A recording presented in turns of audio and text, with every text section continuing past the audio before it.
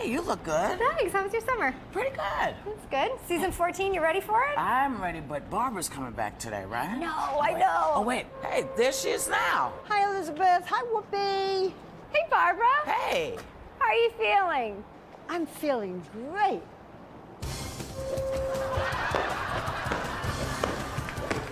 I am excited. This is a new season, Joy. Everything is going to be happening. And you know what? We are going to go out there and we're going to make a bang every single time. What are we going to do?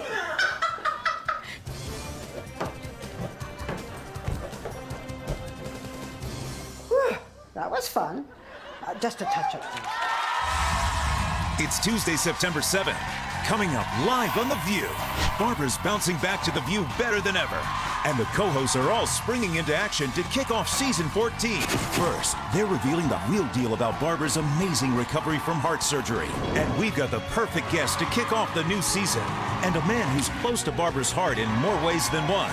For the first time ever, David Letterman's here, welcoming Barbara back to TV and sitting down for a rare interview. And set your DVR now, because another surprise guest is treating Barbara to a singing, dancing, Broadway-worthy welcome back number that's gonna bring the house down. All that, hot topics, and more when a brand new season of The View kicks off live right now.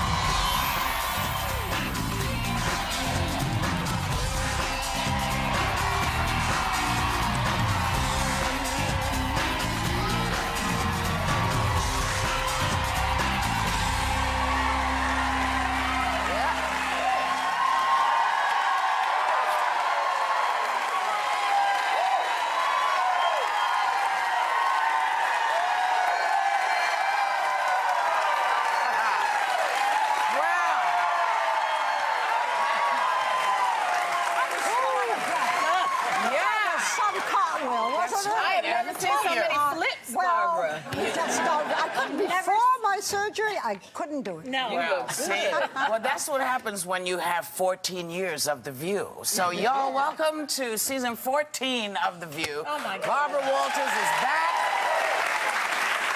And we have a very special guest helping us kick off the new season for the very first time on The View. The fabulous David Letterman is here. I want to say something about David Letterman, because we've been trying for 14 years to get him on the show, and I've been trying to do specials with him, and he never would.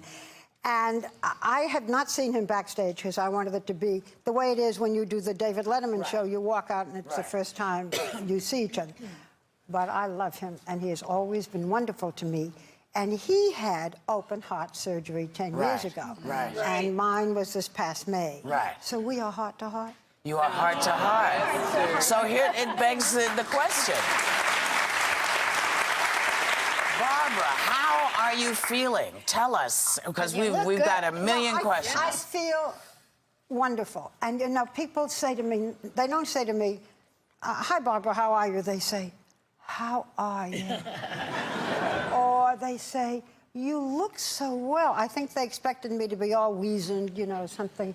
And people don't, I mean, it is very serious surgery. But the reason that I want to talk about it, and I will talk about it more tomorrow, is that it is the #1 killer of women. We think it's breast cancer, right? You all have your breast examined, women. It's the #1 killer of men, but also of women. And most women do not have a cardiogram, even when you're younger, as a baseline.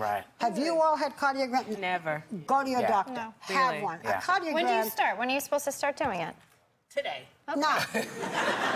Because it'll give you a baseline. It's easy. They just put a few little, you know, I don't even know how to call it. It's nothing. It's nothing. Like a little, you know, like a little adhesive. And you've got a baseline so that if anything happens, they know what normalcy is. But if I talk about this at all, it's because I want women to go and do it. And will you show us?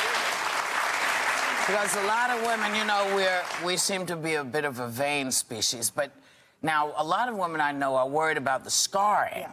Will you be wonderful and show us your scar, Barbara? Well, I will, because what happens is that the doctors literally saw down your chest and open it up. That's why it's called open heart surgery. And They I'll saw talk more. the bone? They actually saw right down the bone and opened it up. And at one point, and I'll talk about it more tomorrow, they hold your heart in their hand. Now, if you want to see my scar, I do. Is that a personal thing? you are looking at it. What do you mean? What do you mean? My scar starts somewhere around here. I don't see it. Do you have makeup on it? No, I have a little bit, but you wouldn't see I it. mean, I'm right next to you, Barbara. That, you see? I thought that was cleavage. I barely see that. It really does look like cleavage. It does. You can't tell. Not see it. That's I fantastic. love a scar. Is that It mostly I love with it. everybody? You really can't see the scar up to Look, there? I haven't, since you brought it up, I'm going to thank my doctors. I had the most wonderful surgeon, the chief of, chairman of cardiosurgery at New York Presbyterian Medical Center. His name is Dr. Craig Smith. He was also President Clinton's open heart surgery doctor. My cardiologist, forgive me just for doing this, because David brought all his people on the show. I'm going to do mine this way. My cardiologist, whom I love, is Dr. Jerry Glicknich. He's a clinical professor of medicine. Dr. Desmond Jordan was the anesthesiologist.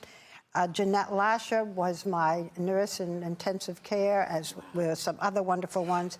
And Dr. David Blumenthal is a cardiologist who first diagnosed me. Okay. I'm glad you mentioned the anesthesiologist because, you know, Most people don't. they give you a nice trip and you go night-night and they give you the best sleep you've ever had. I love an I'm the one who anesthesiologist. fixed up your scar because I got a tummy tuck that could really. I tell you, that's Dr. Smith. But also, I think it's because I was in good health, so my skin, you know, sort of bounced back. Because remember when I came on this program, I didn't, unlike David, who had to go in like that, I didn't. Remember, I came in and I announced it here, and I had had very few symptoms beforehand, so that I was in good. Well, you saw me doing my cartwheel. It was proactive of you.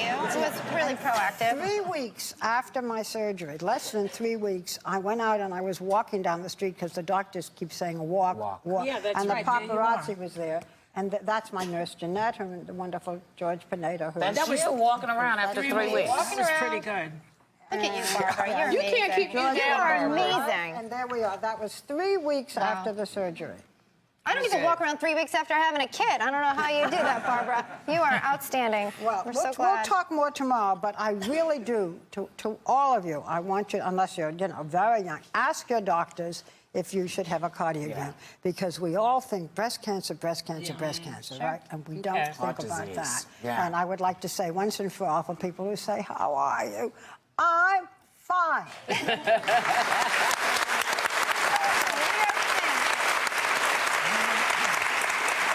And I'm very happy to see all of you. You and I have been together. I know this is our 14th or 15th year. 14th. 14. 14. It seems like 15. No, I'm kidding. No. I've been with you longer than any of my marriages. And I've been a better husband to you than any of your husbands. That's true. I want to talk about my whoopee. Okay, what we have. Because this was for you. This past August was one of the best times of your life and one of the worst times of your life. Yes. When you're... My mom passed on the 29th of August. You look just like your mom. I do. Yeah. I'm lucky. Yeah. One of the great women, truly one of the great women, one of the best people I think I've had the privilege of knowing. And, you know, she got her master's in early childhood education at NYU. And she was a great teacher of early education. So I run into people all the time who have been in her class, and now they're like all these adults. And so I don't think she quite realized how many lives she touched. But she was an extraordinary woman, and really, my brother and I were very, very lucky to have her in our lives. And so I'm not sad, because she had a great time. My mother was a great adventure person, so she loved to go on adventures, and my brother and I made sure that her life was full and rich. And she kept you in we check. Said, oh, she could definitely. She would She call me would- after she the would show and call go, you, what did yeah. you just say? Yeah. Why did you say Who's that? going to do that now? My brother. Yeah. You know, and she lived long enough to see her granddaughter do well and her great-grandchildren do well, and to see both her son and her daughter do well and have a fantastic life. And I think I'm just sad sometimes that I think, who will love me the way that she did? Yeah.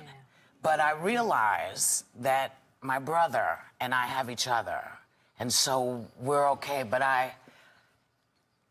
she was good. She was good. Yeah. So that was my mom. Anyway. Whoopi, on our hiatus, went to London to appear in Sister Act. And it was, she won't say this, there she is. You're Mother Superior. She Mother was Superior. the greatest Mother Superior. smash. They were lined up, literally lined up, They and she slept lied. outside. And I said to Whoopi, I want to read some of the reviews, and she said, I wish you won't, but I'm going to anyway.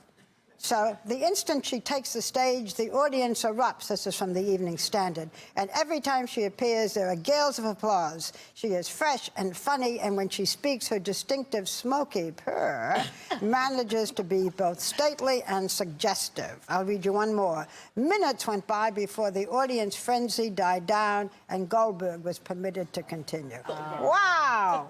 So what was it like?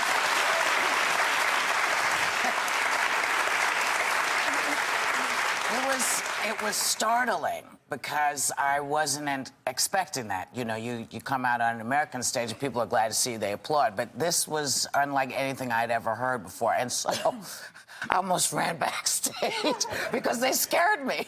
You know, it was just a roar. It was overwhelming, and London was brilliant to me. London was brilliant to me. And if I might, I just want to thank the producers as well that have done this, because they got me home in time to see my mom and everything. And they were just brilliant, and everyone there and everyone who knew about it, thank you for all your condolences. And you know what?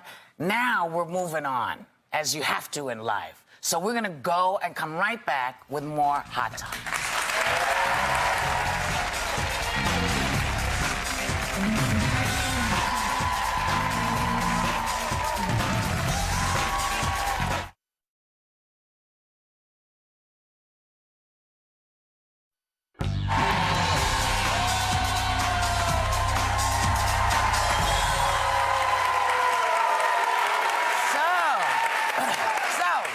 Kicking off season 14 today, and I want to know how my co-hosts spent their summer break. What'd you do, Joy? Oh, well, I went, I laid around mostly, but I went to, I went up the coast of California. Right. And on the Pacific Coast Highway, which is treacherous. On the left is the Pacific. On the right, there's possibly Mel Gibson. It's very scary. And then, Steve and I spent 24/7. It was like being together for 75 years, you know what I mean? But I was on my iPad playing solitaire a lot of the time, which made everything, I think they should give the iPad to the Israelis and the Palestinians, because there would be peace in the Middle East. You are completely absorbed in what you're doing. That's right. And you don't feel like fighting or anything else. I've never heard such a theory. An analogy. That is my theory of the iPad. And we went to the Hearst Castle. You know the guy, in his day, the Hearst guy, what's his name? William Hearst. William Randolph Hearst. That guy. He spent his lifetime collecting for the Hearst In Castle. today's money, he would be worth $100 billion. But he wasn't happy.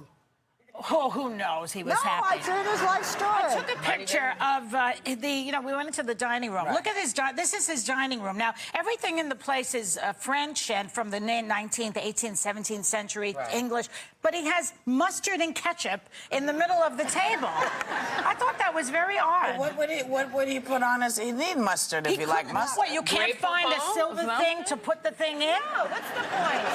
Haven't you seen the commercial? He was real. And then the other interesting thing about the whole area was we're driving along and cattle. Yeah. All of a sudden, zebras. They're sort of like horses who are in prison, you know? And there they are, zebras in the middle of California. Because in addition to everything else, he had his own zoo. Yeah. He had everything. But that was a long time ago. Those zebras are still there. They don't know. They haven't. They weren't told that he passed on. I guess not. Where were you up Sherry, there? what were you up to? Yeah, I was working. And speaking of, I lost my iPad on the plane. I'm so Oh, really? upset. Yeah, I fell asleep and I was so tired because I was filming this movie and left it right on the plane. Can't you call them up and tell them? No, look, you got to be subscribed to the service, to find your iPad. So if I'm in somebody's private collection, my pictures, it's in my iPad bag. That's why you don't put nasty pictures out, because you never know if you're going to lose your stuff. Yeah. It's You just, lost your iPad? yeah, I lost my iPad on the plane. Sorry. Well, But nobody should be able to open it because you put the code on, didn't you? Did you lock? Tell me you locked it. Suggested that you told me put- to Yes. do, and I didn't do it. Okay. That's what happens when you don't listen to Whoopi. Your life just goes downhill. I swear. No, but I finished filming that movie with Katherine Heigl, One for the Money. So I finished up Friday, and we're done. So it'll be out in July 2010. Yeah, I play Lula, the hooker, who goes through like Typecasting once more. Oh, you know, I always want to be a hoe. And a darn good one you are in this film. In the movies. Wow. Elizabeth? You know, we just... School's about to start. I think I'm down to my last craft project with the kids for the summer. Grace learned how to ride a bike. Taylor's potty training. Isaiah's walking, cutting a tooth. And I tried to give them some culture. We went to the Met as often as we could and took our sketchbooks. And then we hit the Jersey Shore. So we got a little... Oh, did you see Snooki? Oh, we tried. Now, I was looking. We're in the front seat. You don't realize your kids are looking. I'm like, is that Snooki? Grace is in the back. Who's Snooki? I'm like, never mind. Nobody needs to know. Tell her President Obama knows who Snooki is. She should know who she is. Does he, though? We're not sure about that. An Nobody's educational project. It is. Well, welcome back, ladies. It's really good to see you all. It's really good. So now I have to say something that I think is going to be said for the first time on The View. I'm happy to say that we'll be right back with David Letterman. But as we go to break, there are a lot of other people, Barbara, who want to welcome you home. Check it out. Oh. Hello, Barbara. It's Elton. I'm sitting here in the south of France in front of the coffee table that you modeled for us. And I'd like to say how pleased I am to see you back on The View where you belong, how great it is to see you out of hospital, and how wonderful it is to see you live and well and being back to your wonderful self. Welcome back, Barbara. Welcome back, Barbara. They need you, so thank God you're back. Hi Barbara, it's David here. Great to see you back well and healthy.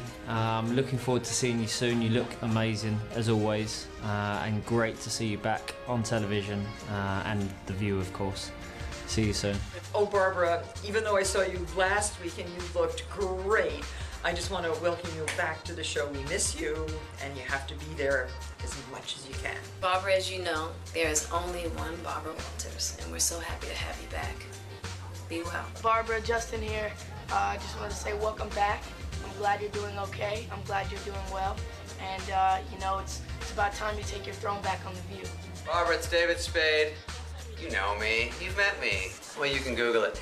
I was here, and you missed it because in the movie Grown Ups, I showed my naked butt, and all the girls got to see it, and you didn't. I felt horrible. So I'm going to send you a Polaroid. Anyway, welcome back. Barbara, it's about time you came back to The View. So much has happened on the show since you've been gone. Welcome home. Hey, what's next on my schedule? She just hit my arm.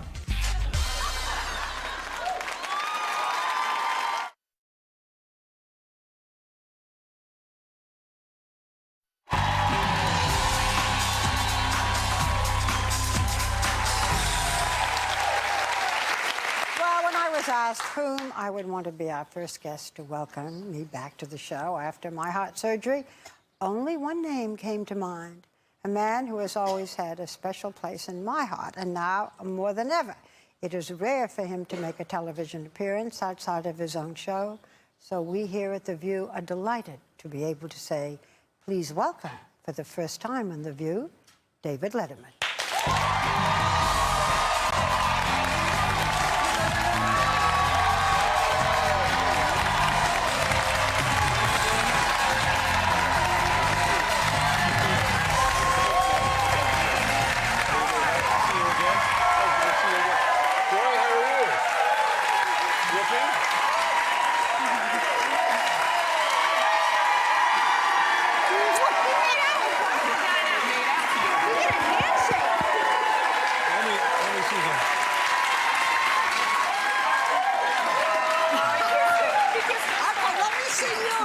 Let me see yours. You've seen mine. Does yours look like mine? Mine looks like a drainage canal in a Central American country. Let's see it. No, it's pretty That is grim. pretty. It's pretty. You know, a couple of things. First of all, that was the loveliest thing I've ever heard anybody say about their mother. I wonder if anybody will ever love me as much again. I thought that was beautiful.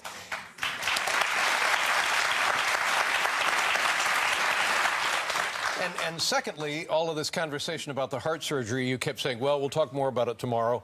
We'll talk more about it tomorrow. We'll talk more about it tomorrow. I ain't going to be here tomorrow. Let's talk about it today. Let's talk about it today, all right? Okay, let me take off my lipstick, although I might want to leave it on. So do we have to wait another 15 years for you? Is that... Well, because 10 years ago, you had quintuple. That's right, 5. 5 bypass surgeries. Right. Now, I had a valve. Yours were different. In both cases, we got sawed down the middle, That's right. I mean, and a doctor held our heart in our hand. That's right. But now here's something amazing. First of all, they get high school kids to sit on your chest, to hold you, honest to God, to hold your ribs open so they can get in there. And from the moment of inception, let's just say you live till you're 70 years old, the human heart will beat 2 billion times.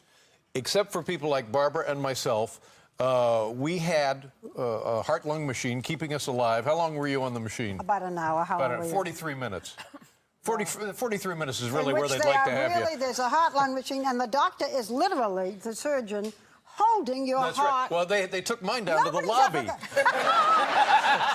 Hey, look what we got here. Nobody is ever going to want this operation. Yeah, well, no, but it's a barbaric operation. But by God, when it comes to, and you talk about heart disease for men and for women, I mean, it's plumbing, really. You're talking about pipes, you're talking about valves, and you're talking about pumps. So it is a horrible killer, but it's the one area where, by God, they can just do miracles. I mean, they get in there, and amazing things are accomplished. What is the difference between yours and mine?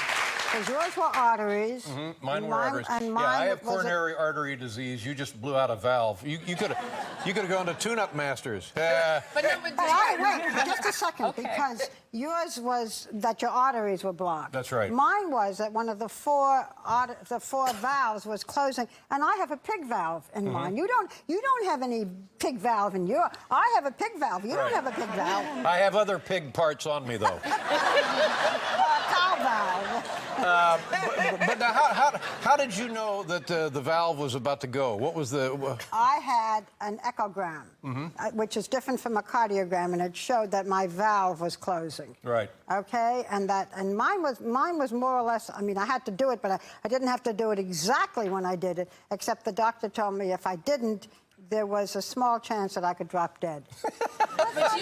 But Barbara, you didn't have any symptoms when you scheduled because you came in and you talked to us. David, your situation was different. Mine was a little different, and looking back on it, I don't know if I had specific heart-related symptoms, but I knew that for a couple of years before the surgery, I thought country music was getting worse. But I don't know.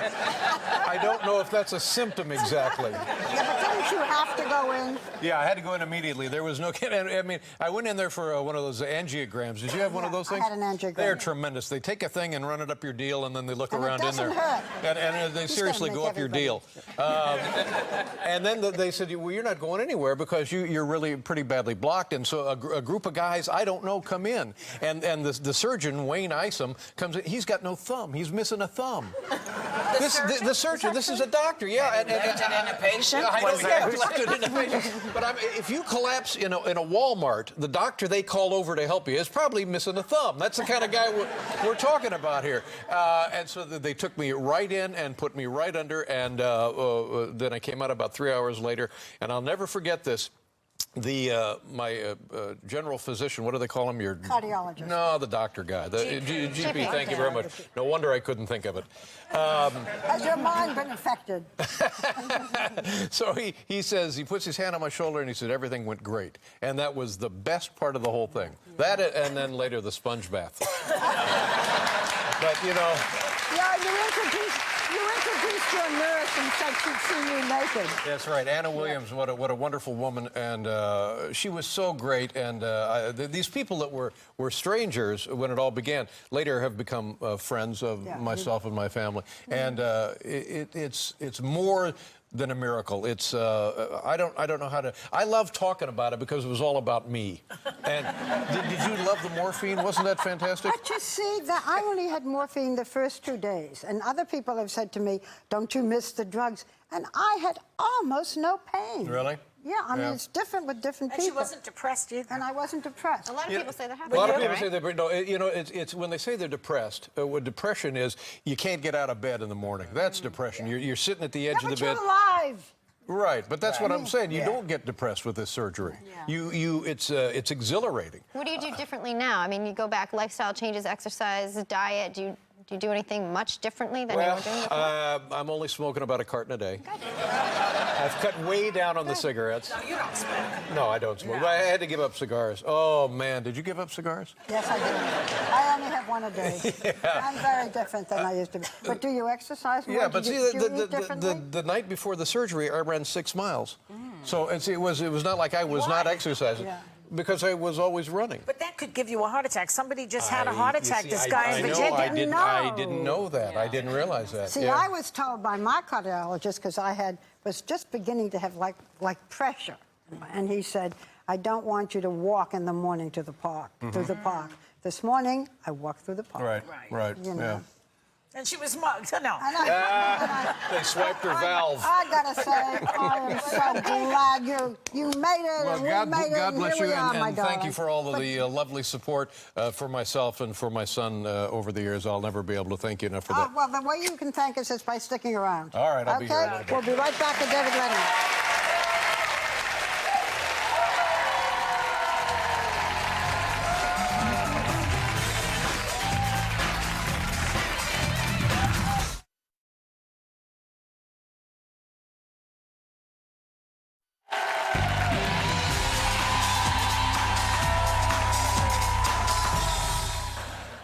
So the category tonight, top 10 reasons Barbara Walters will not be doing any more Academy Award special. I was pushed out by Jay Leno. What? What? You poor dear. And the #1 reason Barbara Walters will not be doing any more Academy Award broadcast specials. I'll do another special when Dave hosts the Academy Awards again. So we're back with David Letterman. So now, you know, you've hosted it. You know what it's like. Would you do it again? Oh, I'm getting chest pains. No, I don't think I would. No, I mean, I did it once. I had my shot. I screwed it up, and almost put an end to the Academy Awards. Was it a lot of pressure, Dave? Not beforehand. Afterward, there was quite a lot of pressure. But you know, they were nice enough to ask me to do it again. Yeah. And I just said, "Come on, what are you drinking?" So I don't think so. Don't you think all that criticism was overkill? I mean, really, what was the big deal? What you did was such a nothing thing. No, but I kind of sucked, you know. So what are you going to do? You know, when Barbara comes on your show, she acts like a teeny bopper. She giggles and what is that with her? Why does she act like that with you? Well, what do you think? It must be you. Yeah, that's right. I love him. He's always been so wonderful. And everything. He's always been wonderful. We have a relationship. That's the Barbara that I know. That's right. We have a relationship. The girl inside the woman. We've been doing it for years and years. So, okay, so there was a lot of drama last season surrounding Jay Leno and Conan O'Brien and so forth. And you came out on the side of Conan. Why? Well, in all honesty, it was 2 reasons. It was fun to see Jay squirm. Why was that fun? Well, first of all, he's been so successful for so long that it makes it, you know, easy and kind of safe to sort of jump on and beat him up a little bit. And I've known him. Whoopi's known him forever. And we got to see a little bit of the real Jay Leno in action here, and I just found that delightful. So that was reason number one. And the second reason, it gave me an opportunity to do my Jay Leno impression. Well, you know, I got screwed. Conan got screwed. Yeah, we all got screwed. Look, there's nothing I can do about it. I got 400 cars. Everybody will get a car. You know, what are you going to do? So that was the other reason, and I had nothing to do with it. It was a lot of fun just to stand on the outside and toss grenades into the mess. Do you really feel competitive with him every night? Well, you want to do the best show you possibly can. So in that sense, absolutely. Yeah. Well, they just announced that Conan, his show's picked up for November. So will you be watching the show? Yeah, I will watch it. I've always liked Conan. I won't be watching it. I think watching television is actually bad for you. I think there's something about the radioactivity. So if you watch, don't sit too close. What do you watch? Do you watch yourself? Oh, God, no. No. Why should I be different than the rest of the country?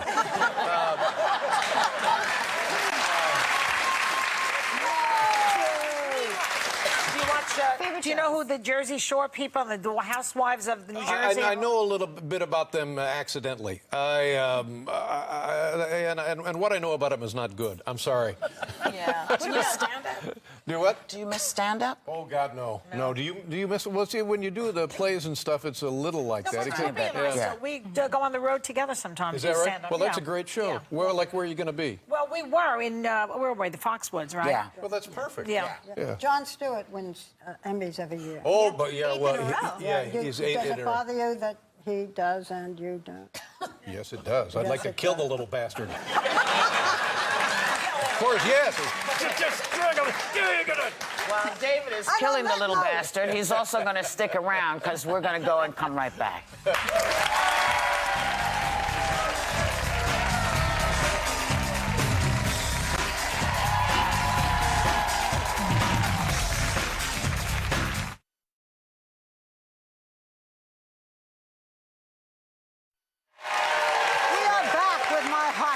David Letterman.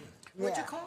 He's my, because we are joined somehow or other. Right. We're joined at the heart. Absolutely. Yeah, not everybody can say that. I heard that you got a new dog, and I was reading it lowers your blood pressure to have a pet. Yeah, and guess enzyme. again. I'm telling you. I mean, on paper, you get a 6-year-old boy, get him a dog, and it's just been a nightmare. It has just been a nightmare.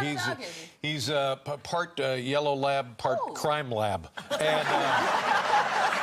It's awful. We had some guys from the Vatican come over to test him, and it turns out he is the spawn of Satan. Is that right? Yeah. And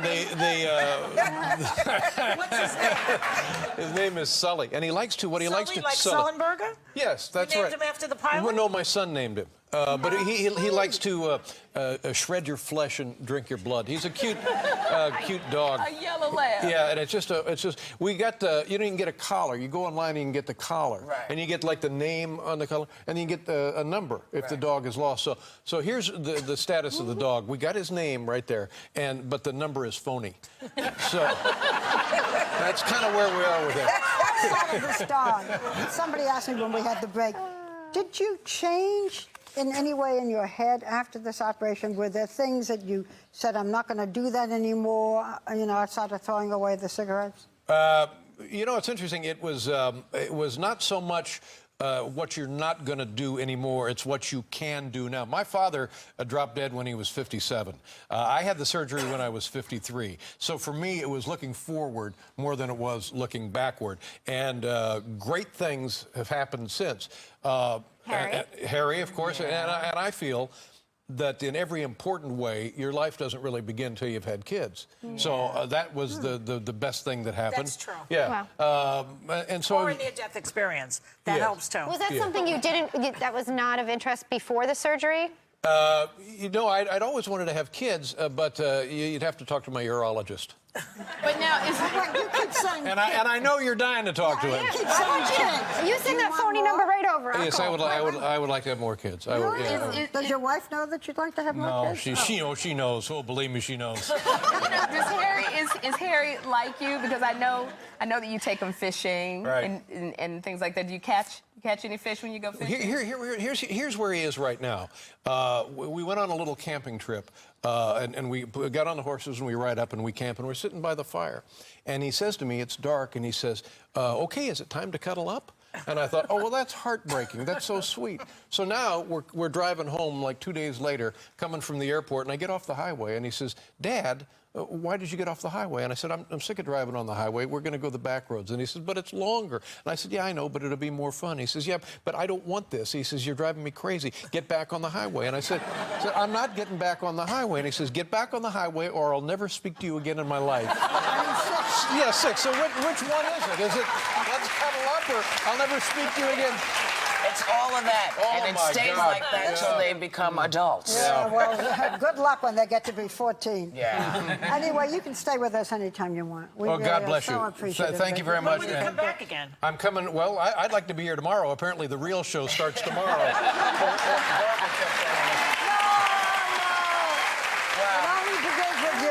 Thank you very much. Thanks for coming, David. We love it. We'll be right back with another surprise for Barbara.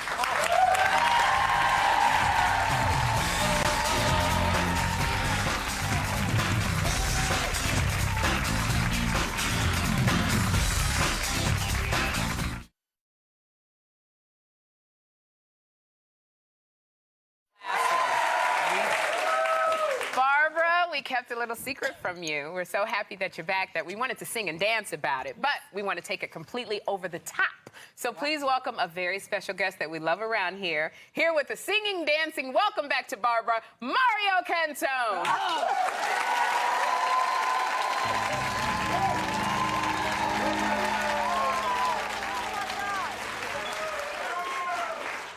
Hello, Barbara. Well, hello, Barbara. It's so nice to have you back where you belong. You're looking swell, Barbara, I can tell. Barbara, you still glowing, you're still growing, you're still going strong. I feel the room for the best.